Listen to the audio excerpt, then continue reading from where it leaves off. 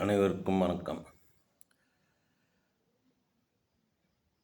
விழுப்புரம் மாவட்டத்தில் விக்கிரவாண்டி பகுதியில் சென்ட் மேரிஸ்ன்ற ஸ்கூலில் ஒரு சின்ன பிள்ளை எல்கேஜி படிக்கிற பிள்ளை டீச்சர் அடித்து இறந்து போச்சு.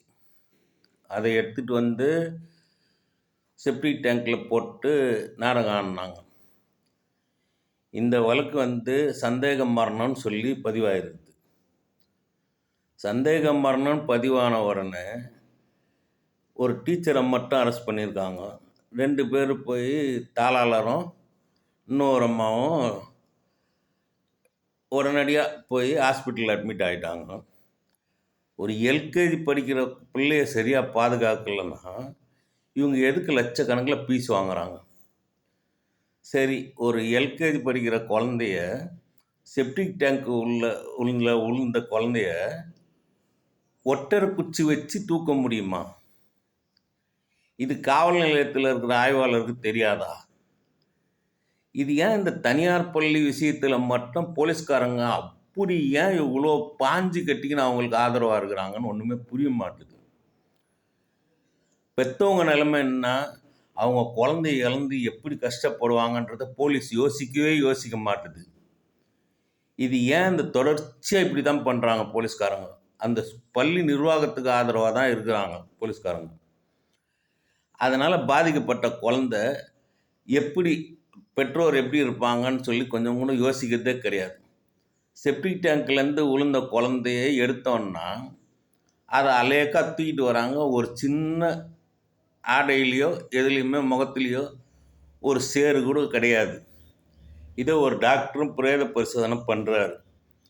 அவர் உடனடியாக சொல்லிட்டாரு, கொஞ்சம் நுரையீரலில் சேறு தண்ணி இருந்ததுன்னு.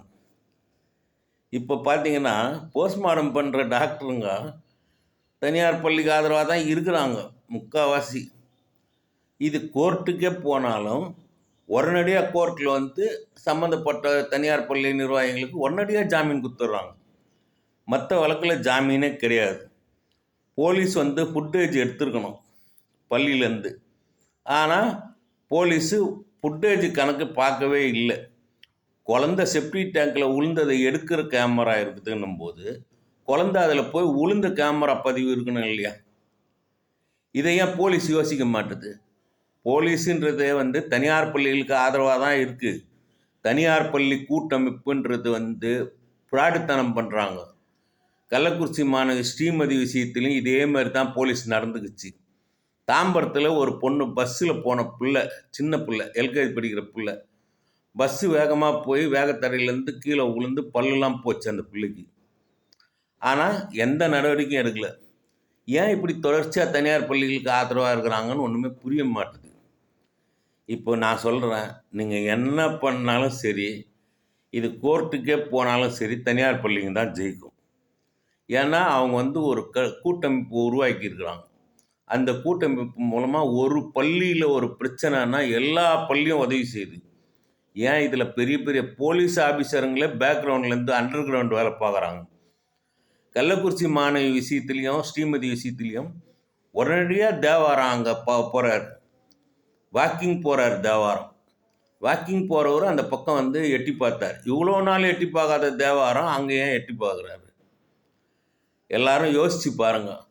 மக்களுக்கு கேமரா பதிவு வச்சு தான் குற்றவாளிகளுக்கு தண்டனை கொடுக்குறாங்க எத்தனையோ வழக்கில். ஆனால் தனியார் பள்ளிகளுக்கு மட்டும் அந்த இடத்துல கேமராவே இருக்காது.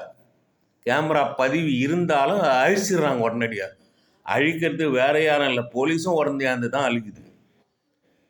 இதுக்கு முதலமைச்சர் தான் நல்ல தீர்வு கொடுக்கணும். முதலமைச்சரும் இந்த கேஸில் இது பண்ணார்னா தனியார் பள்ளிகளோட அராஜகம் ரொம்ப நாளுக்கு நாள் ஓவராக தான் இருக்கும். இதை யாராலையும் தடுத்து நிறுத்த முடியாது. வணக்கம்.